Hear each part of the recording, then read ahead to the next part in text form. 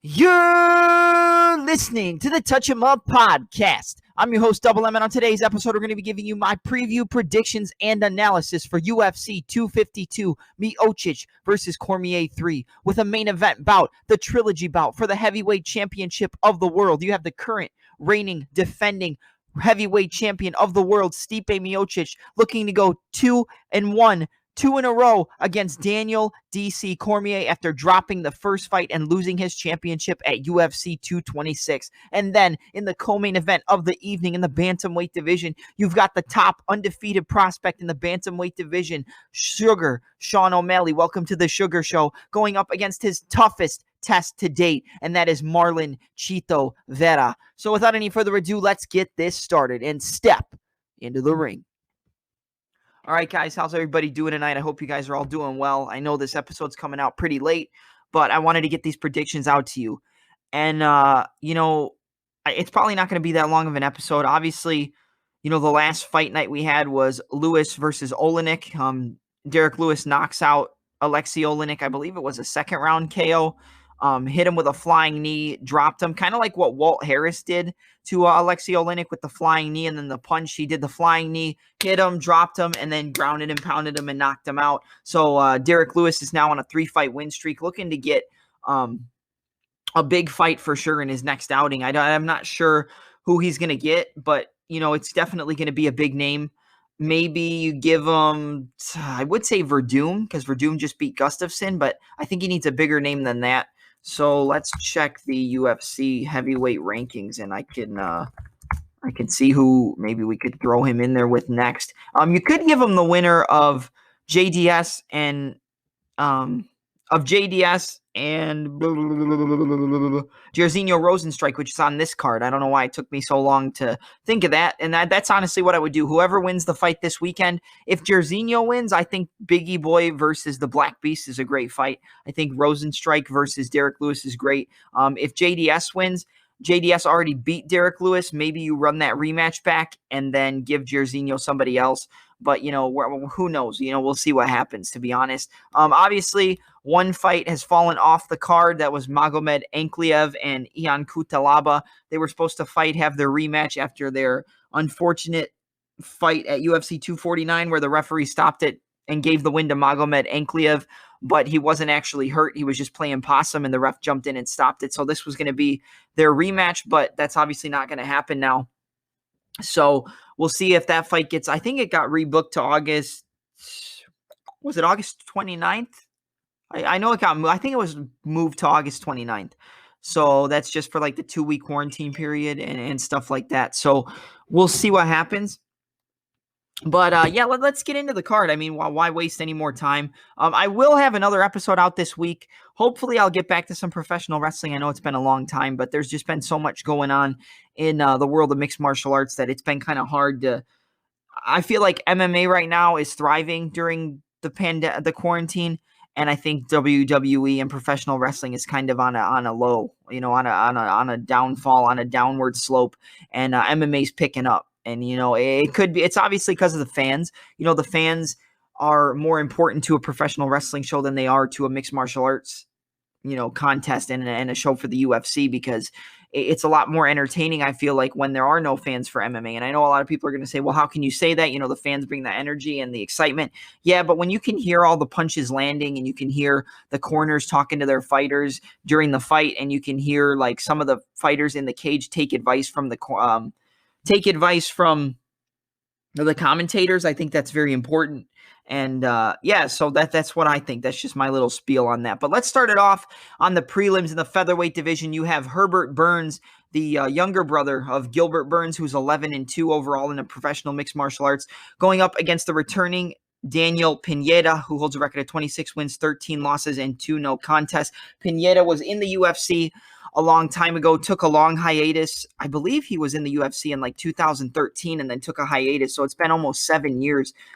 We can actually look that up really quick, and we can figure it out. So okay, March 15th, 2014. So, over 6 years since his last fight in the UFC, and that was at UFC 171, and he lost to Rob Whiteford. Like he's had good performances in PFL, which is the Professional Fighters League. The guy is a phenomenal jiu-jitsu artist, good on the feet, really good low kicks, likes to set it up with the hands, pop, pop, pop, chop the low kick, pop, pop, pop, go to the kick, and try to grab your neck, lock up a front headlock, and go for a guillotine. He's very good at trying to get your back, transitioning on the ground, and working from top position and looking for chokes, arm locks. It doesn't really matter who you are, he's going to look to submit you. But you know what? Herbert Burns is a phenomenal black belt in Brazilian Jiu-Jitsu as well. I mean, you look at his fight against Nate Landwehr, and he locked up a Darce choke like immediately, and he kept falling to his back, looking to pull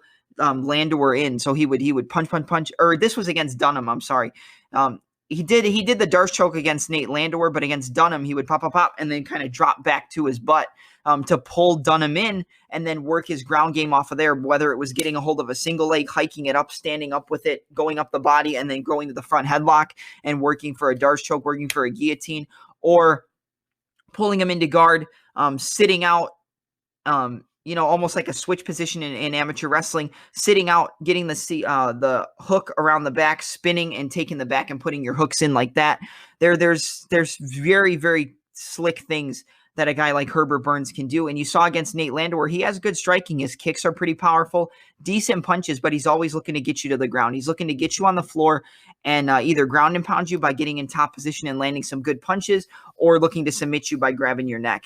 And I think that when it comes down to this fight, I think Pineda is better on the feet in terms of striking. I think he has better low kicks. I think his punches are a little bit crisper, a little bit more clean than Herbert Burns. I think in the clinch, Burns is more effective. He's more dangerous with knees, punches, elbows, and stuff like that from the clinch. But when it comes to the ground, I think Herbert Burns is just slicker than Daniel Pineda, and I think that's where the difference is going to come. I know Pineda's a phenomenal Brazilian Jiu-Jitsu artist, really, really good on the ground. Like I said, former fighter in PFL, this is his return to the UFC after, like I said, 6 years, over 6 years since he's been in the promotion. So, it's a big thing for him. He wants to get the win. He wants to come in and show that he belongs back in the UFC and that this second chance wasn't a mistake. But I think Herbert Burns is just too much for him. I mean, Gilbert Burns, the brother of Gilbert Burns, they're training out of South Florida, and they're always, Herbert Burns is just that good on the ground. And I think he's going to be able to lock up a submission on Pineda and get the tap. I think it's probably going to be a rear naked choke. I think he's going to find a way to get the body lock in, or the body triangle. I'm sorry. Body lock, body triangle. Body lock is on the feet in the clinch positions. Body triangle is where you take the foot of your one leg and then you put it underneath the knee of the other leg and you lock it up right on the instep of that shin that's underneath your knee, and you can roll onto your stomach or roll them onto their stomach, and that puts a lot of pressure on their abdomen and makes it hard for them to breathe. Or you could just work for submissions. I think he gets the back of Daniel Pineda at some point, and sinks in the rear naked choke and gets the tap. I'm going to go with Herbert Burns to get the win via a second round submission. All right, up next in the lightweight division, a late addition to the card, we have Jim A10 Miller, who holds a record of 32 wins, 14 losses, and 1 no contest, going up against Vince from Hell Pichel, who holds a record of 12 wins and 2 defeats in professional mixed martial arts. Jim Miller has always been the guy who he can go on a losing streak and then come back and win a couple fights. I mean, he beat Clay Guida, and then he's coming off that big submission win over Roosevelt Roberts. I picked Roosevelt Roberts to beat Jim Miller, and I thought he was going to do it quite easily. I didn't think that Jim Miller was a pushover by any stretch of the imagination, but I did think that Roosevelt Roberts was too slick for him on the feet. But that didn't really matter because he found a way to get it to the ground, lock up an armbar, and get the submission and make him tap. Against Clay Guida, he got caught with a right hand, stumbled. Guida walked in, boom, got caught with an overhand left, dropped him, immediately grabbed the neck and jumped into the guillotine and got him to go unconscious. So if Miller gets a hold of your neck, it's going to be a problem. And when you look at a guy like Vince from Hell Pichel, like I said, he's been out of the UFC for a long time, but he's got a win over Roosevelt Roberts as well. That's the one thing that both of these guys have in common. They've both been around the game for a long time, but Vince Pichel has not been active. I think his last fight prior to his return to the UFC, or his last fight in the UFC, I believe was in like 2013, 2014, somewhere around there. Correct me if I'm wrong. I don't have it pulled up right now.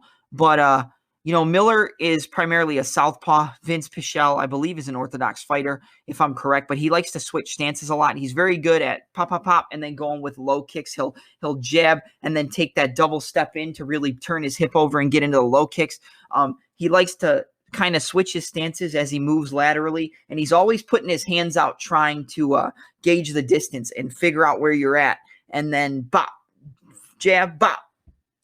Control the hands, boom, control the hands, bop, bop, bop. That's what he does. He's trying to reach out there to deflect your jab, to counter with his own jab, deflect a lot of your punches, to occupy your hands, to take away the defense so he can attack you with kicks to the body, kicks to the legs, punches to the body. He's just he's a wild fighter. That's what I would describe Vince from Hell Pichel as. He's a wild fighter. He's in there to be game. He's never going to quit. Against Roosevelt Roberts, he was down, I believe, after the first round, and then he found a way to implement his grappling up against the fence, take him down, and work from there, and work from the ground, and just overall out-grapple Roosevelt Roberts. Now, against Miller, Miller was able to finish him. So does that say much? Because Vince Pichel got the win over Roosevelt Roberts, but did not finish him, and Jim Miller got the submission in the first round against Roosevelt Roberts. So what does that say? I think that says that Jim Miller is just better on the ground overall. And I think on the feet, the weird style of Vince Pichel could give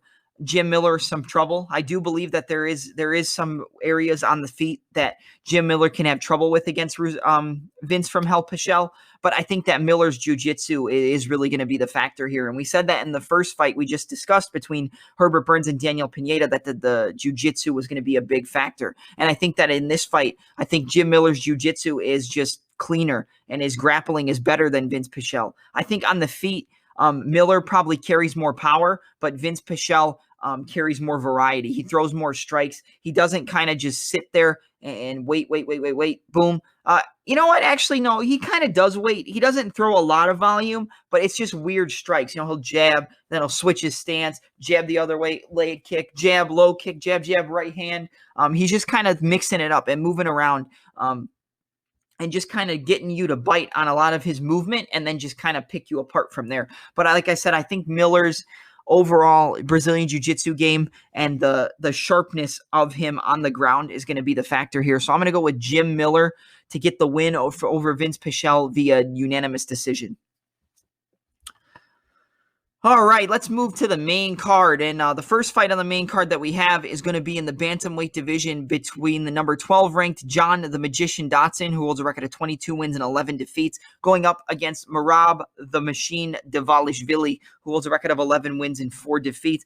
John the Magician Dotson, obviously training out of Greg Jackson's gym in Albuquerque, New Mexico, with guys like John Jones. You got girls like Holly Holm there.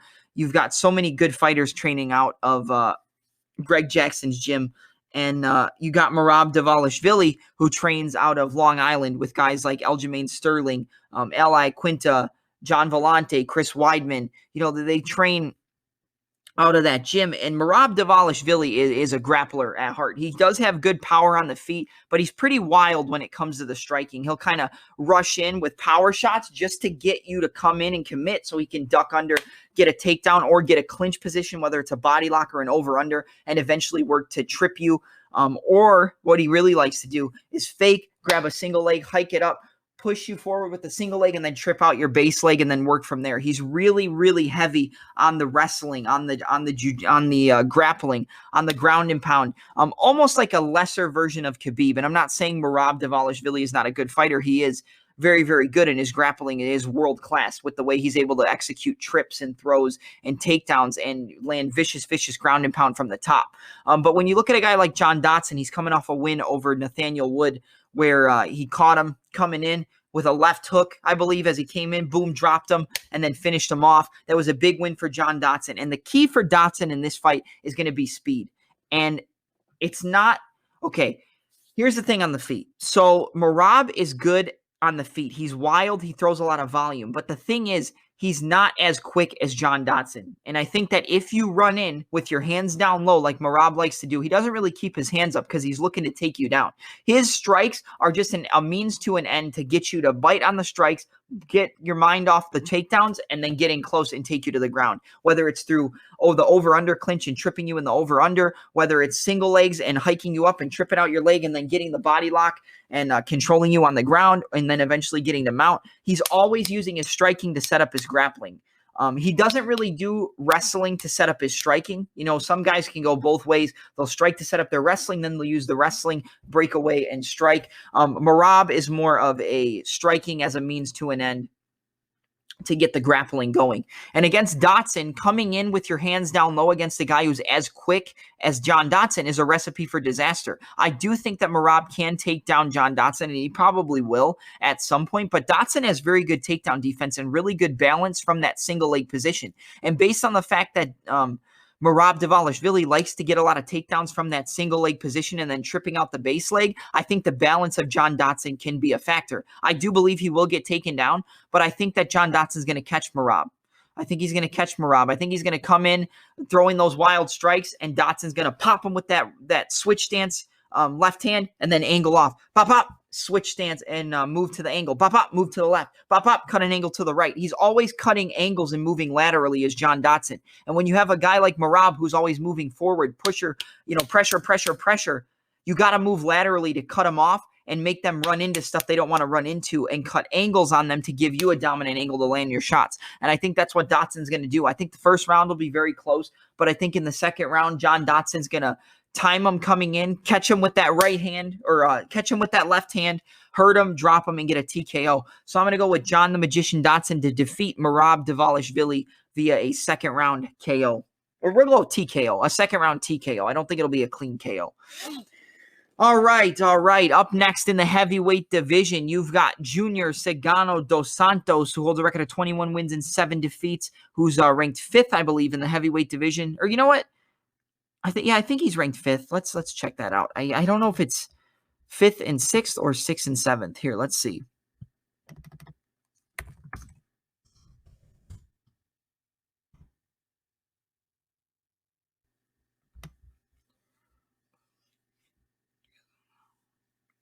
Let's see. Heavyweight division. Pull it up. Okay, so Jairzinho's ranked 6th and Cigano Junior dos Santos is ranked 5th. So, yeah, number 5 versus number 6 in the heavyweight division, and we've got Junior Cigano dos Santos, who holds a record of 21 wins and 7 defeats, going up against Jairzinho Biggie Boy Rozenstruik, coming off the first loss of his professional career after going 10-0 and losing to Francis Ngannou via first-round knockout. Here's the thing in this fight. When it comes to volume striking and more weapons, it's Biggie Boy's fight all day. He's got more weapons. He's got he uses pity-pat strikes to set up his power. And I said this when I broke down the Ngannou fight, and I thought that was going to be a factor. He goes pop, pop, pop, inside low kick. Pop, pop, pop, inside low kick. He'll jab. He'll touch your hands to stop your jab and then go inside low kick. Touch your jab, inside kick. Touch your jab, switch stance to throw that overhand left. He likes to move laterally, get a lot of angles. He's very, very powerful. This is something we know about Biggie Boy. His jab has sat fighters down. One shot, the check left hook as you come in, he'll catch you coming in with that check left hook. I think that's going to be a big weapon against Junior dos Santos, but you got to worry that if Junior tries to set it up and he sees that check left hook coming, that he doesn't dip inside of it and come over the top with a right hand. I think that could be a factor where he might come in, see him going for that check hook from the left or right side. It doesn't matter. He does like to switch stance, does Jairzinho Rozenstruik, slip inside that check hook and then go with the overhand right. But when it really comes down to the fight, here's what I think. I think if Junior dos Santos wants to win, he has to initiate low kicks. I think start off with some low kicks to try to stop the kicking game of Jairzinho, because Rozenstruik has good kicks, whether it's from the power right side or he'll throw his cross, fade back to that right side to load up the left hip for a lead like switch kick to the head. So he'll go right hand, boom, left kick to the head as he pulls back. Pulling back adds motion, adds torque to your hips. So it's pop, boom, and then you fade away into that lead high kick. He did that against Junior Albini. He does that in a lot of his fights. He does that same thing kind of with the lead inside kick. So he'll fake your touch, and then boom, inside left low kick. Just boom, rip the leg, boom, rip the leg. And I think that Jairzinho is going to be a little weary because he suffered the first loss of his career, and it was a vicious knockout by the hardest puncher in all of MMA in Francis Ngannou. So I think he's going to come out a little bit tentative and look to kind of point fight his way against JDS. If I'm JDS, honestly, I'm trying to push Jairzinho up against the fence and get into an over-under clinch and work from the clinch position, because we know that Jairzinho is not really a good grappler. I don't see a lot of grappling going on in this fight to begin with. These guys are primarily strikers, and that's how the fight's probably going to play out. It's probably going to be a kickboxing match. When it comes down to it, Dos Santos is primarily a boxer. He likes to keep that lead hand low, the right hand up, and he'll fake the right hand, boom, overhand right. Fake the left hand, boom, overhand right. Fake, come over the top. Jab, good left hook. He's got good kicks. His spinning kicks could be a big factor against Jairzinho, but I think since Jairzinho Rozenstruik is so, technical and so savvy on the feet, I don't think he's going to be looking to throw a lot of spin kicks, whether it's to the body or to the head of a guy like Jairzinho Rozenstruik. But really when it comes down to it and who I see winning, I think I gotta go with Biggie Boy. And it's kind of tough because we don't know how he's going to show up after that huge KO. But I think Junior's obviously taken more damage in his career. I think Jairzinho Rozenstruik is probably the hardest hitter in the heavyweight division aside from Francis Ngannou. And Francis Ngannou knocked out Junior Dos Santos, and I think Biggie Boy can knock out Junior. I think he comes in, he catches him coming in with a check left hook like he did against Andrei Arlovsky, and I think he catches him coming in, fades away, left hook, and drops him and finishes him off. I think I'm going to go with Jairzinho Biggie Boy Rozenstruik to get the win via first round KO over Junior Dos Santos. And then after this, let's do Jairzinho Rozenstruik versus the Black Beast, Derek Lewis. And then whoever wins that can get a title shot after Francis Ngannou gets the winner of DC Stipe number 3. That's just how I would map out the heavyweight division currently. Okay. The biggest fight for me on the card, I think, and it's the co-main event in the bantamweight division. You've got the number 14 ranked undefeated prospect Sugar Sean O'Malley, who holds a record of 12 wins and no losses, going up against the unranked but should be in the top 10 Marlon Chito Vera, who holds a record of 15 wins, 6 losses, and 1 no contest. You know what, guys? Actually, let's go to the next part because I wanna keep this going. All right, guys, let's get to the co-main event of the evening and the fight I'm looking forward to the most on the entire card. It's in the bantamweight division between the number 14 ranked Sugar Sean O'Malley, who was undefeated as a professional mixed martial artist at 12 wins, no defeats, going up against who should be in the top 10 of that 135-pound division, but he's not after a controversial decision loss to Song Yadong. And that is Marlon Chito Vera, who holds a record of 15 wins, 6 defeats, and 1 no contest. Guys, this is a phenomenal fight. And it's not a fight where you're going to say, oh, O'Malley's going to run through him. O'Malley's not going to run through Marlon Vera. Chito Vera is very, very good. He has been on a rough patch before and then come back and gone on a streak. And he was on, I believe, like a 6-fight win streak before he lost that decision to Song Yadong. I think it was actually a 5-fight win streak, and then he lost the decision to Song Yadong, but that's a fight a lot of people thought that he won. And when it comes to a guy like Marlon Vera, we'll talk about him first because, I think you guys know how Sugar Sean O'Malley is as a competitor. Marlon Vera is just good everywhere. He's really good. He trains under Jason Perillo at Ruka Training Center, and his boxing is phenomenal. Really good jab, good right hand, good just pop. Good left hooks. He doesn't throw his punches with the very, very clean technique, but he's very, very patient on the feet. Likes to kind of feel out the opponent, feel him out,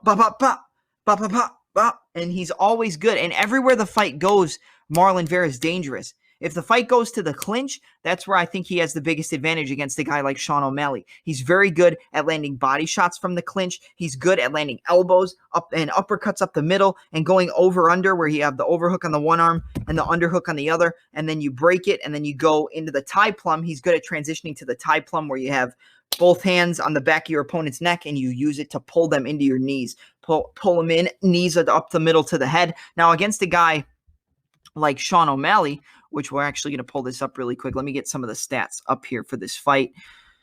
Let's see. Let's go. Fight card. If we can pull it up. Hold on a second. Okay, UFC 252. All right, here we go. So, fight card. All right, so Sugar Sean O'Malley, Marlon Chito Vera. So when you look at the stats, you know, the height, it's a 3-inch height advantage for Sugar Sean O'Malley. And that is good because it's going to make it harder for Marlon Vera to find the clinch positions. When you got a 3-inch height advantage, the guy who's taller is going to be the one who has the advantage in the clinch. So it's going to be harder for Chito to find a way in to get to that clinch. But what I think he can do is attack low kicks. Sugar Sean O'Malley, you know, he's never fighting in one fluid stance. He'll come out in a southpaw stance and he'll front stomp your knee, or he'll like front leg side kick your knee. Then he'll switch to orthodox. Then he'll jab you, teep you up the middle, use that teep to switch back to southpaw. 1, 2. Check hook, switch back to orthodox, pop, pop. He's always moving laterally, always moving on an angle, and always moving, switching his stances. The only way to really combat that is to chop the legs. That's the biggest weapon I think that Vera can do, and I think he should do it from a southpaw stance. I think you stand out there, kind of feel him out with the jab, boom, low kick. Feel him out with a jab, low kick. And do it not once he switches stances, but try to do it as he's about to switch stances. If you can catch O'Malley mid-stance switch, you could catch him, and the leg kick's going to do a lot more damage because the leg's not going to be fully planted if you catch him in his mid-stance switch. So as he maybe switches from orthodox to southpaw, chop the inside of the leg, take it out. And then when he goes back, chop the inside of the leg. And the more you attack the legs, the more it's going to impact and compromise the movement of O'Malley. And the movement of Sean O'Malley is what makes his fighting style so effective. If you could take away the movement, you can make him stationary, and stationary against Marlon Vera is not good. And when it comes to, you know, Sean O'Malley, we'll talk about him a little bit. He's got a 1.5-inch reach advantage, and he's going to use it because he's tall, he's long, and he's lanky. And even though it's only a 1.5-inch reach advantage, he's so much taller and longer than Chito that he's going to be able to kind of use his fakes, use his feints. You know, he'll fake a shot with his head, move left, fake, move right, move in, fake it, move back, step in, and counter. Even against Eddie Wineland, you know, he caught him with I believe it was he was in southpaw. He landed a left kick to the body, a check right hook, which stunned him. He switched to orthodox, used the momentum to do a spinning back kick, and then when he landed and caught his balance off the spinning back kick and got back up to his feet, he got up in a southpaw stance. So the opponent never knows what stance O'Malley's going to be in. He's always moving laterally. He's always switching. He switches his stance with the movement as he moves laterally. As he moves to his left, he'll go orthodox, he'll jab you. He'll go right hand, he'll switch southpaw. So you never know where he's going to be. And Marlon Vera switches stances as well. But if he ever switches to southpaw, he's going to be looking to throw the left kick to the body and the left kick to the head. The biggest weapon for Marlon Vera on the feet is his clinch game, which is his elbows and uppercuts and body shots and knees from the clinch, and the left kick to the body and the left kick to the head. If he switches southpaw, he's going to be looking to throw that left power kick, and he's really good at actually setting up those stance switches. He'll go like jab, or he'll go like jab, lead knee from the opposite or from the same side, boom, boom, and just to close the distance a little bit more so he can get into a clinch range or get in closer boxing range and piece you up on the feet. Like I said, his punches aren't the cleanest technique. I would say technique-wise, I would give the advantage to Sugar Sean O'Malley all day. I definitely think he has the cleaner technique, the cleaner movement, the cleaner, you know, everything. But I do feel that Marlon Vera is the more well-rounded fighter overall. I mean, we know that Sugar Sean O'Malley can grapple. We know he has good wrestling, but he doesn't use it a lot. And I think that Marlon Vera is going to find a way to get in close but get him up against the fence. And it's probably going to be with the low kicks, you know, inside, outside low kicks, jab, inside kick, jab, knee to the body. As O'Malley tries to close the distance, catch him with that knee to the body and jab, knee, jab, and use that to step forward. You know, I think that that's the key for Marlon Vera. He can box with him, but I wouldn't stand and box and look to get in a pretty striking match with Sean O'Malley. I would use his phenomenal jiu-jitsu, his ability to take the back, get the neck, and get the rear naked choke, or take the neck and get a guillotine, that's what I would do. I would look to get the neck of Sean O'Malley, because I think if Marlon Vera can lock up a submission against O'Malley and get a hold of his neck and get him on the ground, I think that he has a big advantage. And I know O'Malley's a good grappler. He's good everywhere. Like I said, it's the new wave of mixed martial artists. Sugar Sean O'Malley is good anywhere the fight goes. And if you want to look at the stats a little bit more in depth, based on wins, O'Malley's 67% of his wins come by way of KO. And then when it comes to Chito Vera, 53% of his wins come by submission, 33 by KO. So a little bit more well-rounded is Chito Vera. They're both finishers, but O'Malley's more of a knockout artist, and he's going to be looking to put you to sleep. Even what he did against Wineland, where he faked the uppercut to get Wineland to drop that lead hand, and then came straight up the came straight down the center with the right hand. So he faked it, boom, and then threw the right hand because he knew that Wineland's lead hand was going to drop to kind of parry away that uppercut, and it was going to leave it open for the right hand. So he's good at faking, feinting, setting traps. But so is Marlon Vera, like I said, with the clinch positions. Good boxing overall. Really good uppercuts from the clinch. He'll go like uppercut, left hook, uppercut, left hook. And a lot of his punches, like I said, they're not that clean in terms of technique, but they have a sting on the end of them. Sometimes he'll just kind of like whip them in. They're just kind of coming in on a diagonal, boom, ha, ha, and he's just coming in with like a weird angle. And the weird angle of the punches can make it harder for O'Malley to see the punches coming. I do think that Chito Vera is going to have to fight very, very technical, but he's also going to have to make it a dirty fight. But he has to do it smart, because if you walk into a guy like O'Malley, he's going to catch you and he's going to knock you out. And I think that could happen with anybody at 135 pounds. So when it really comes down to it, this is such a tough fight and a very, very close fight to call. Honestly, it's a coin flip for me. I know a lot of people aren't going to give, Marlon Vera the credit that he deserves and say that O'Malley's going to walk right through him because he's undefeated. But man, Marlon Vera can win this fight. And I think I explained it pretty well for you guys. I'm going to go with, this is so hard to pick. I have my pick right here, but all right, I'm gonna stick with my gut. I'm gonna go with Sugar Sean O'Malley. I think he's gonna find a way to catch Chito coming in and drop Marlon and get a TKO. But it's gonna be a tough fight. It's gonna be gritty. If he doesn't catch him early, I think that Marlon's gonna take over. But I'm gonna go with Sugar Sean O'Malley to get the win via a second round knockout. But it's gonna be a close fight, and I'm very excited for it.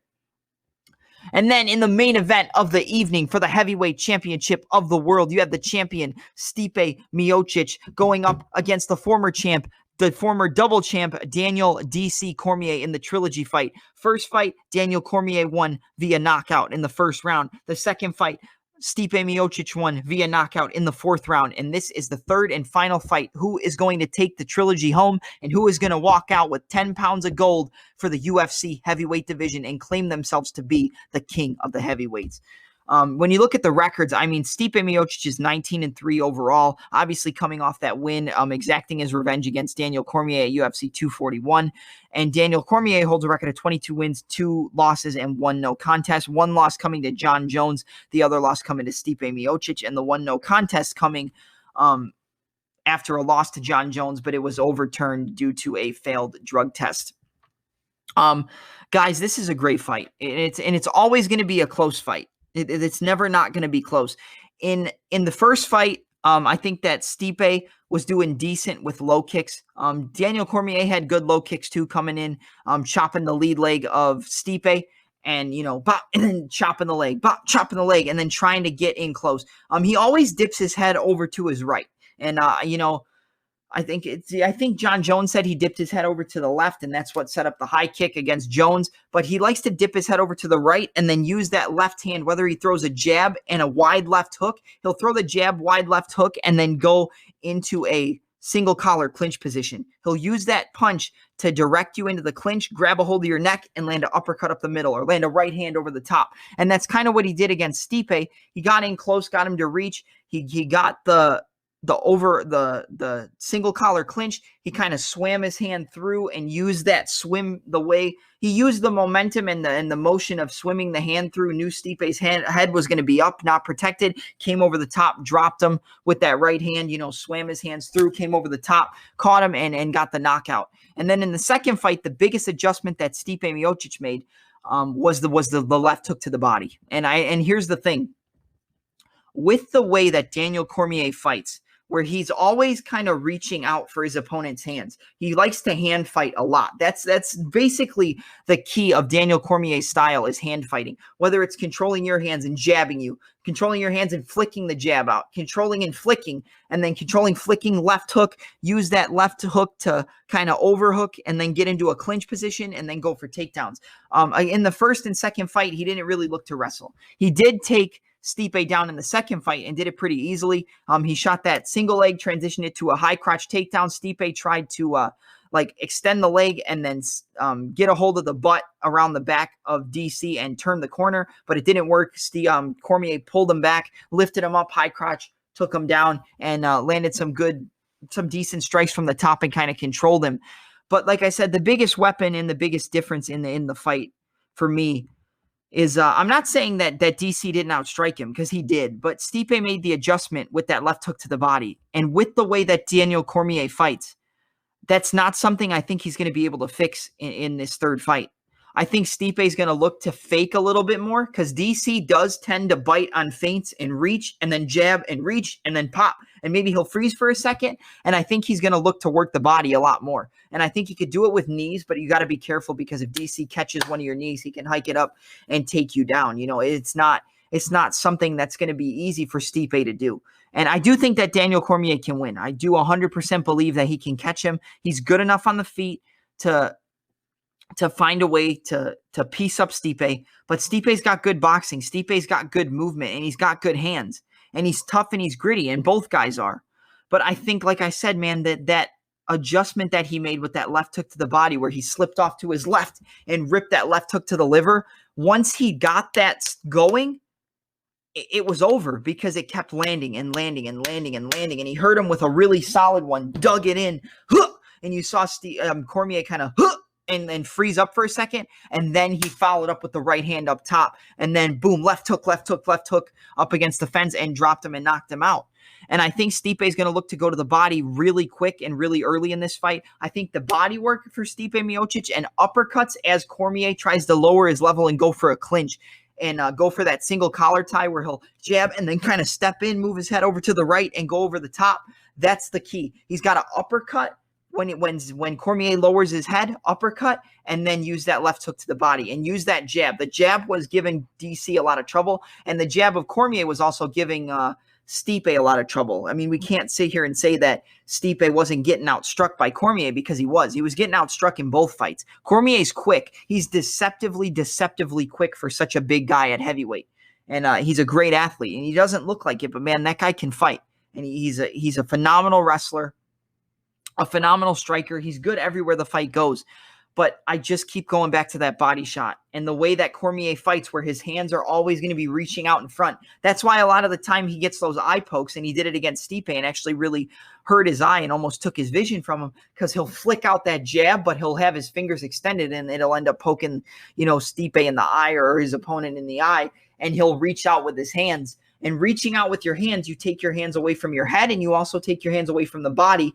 All Stipe's got to do is slip off the center line and land the shot to the body. And I think that's what's going to happen. I think that it's going to be very, very similar to the second fight, but I think that Stipe is going to come on a little bit stronger.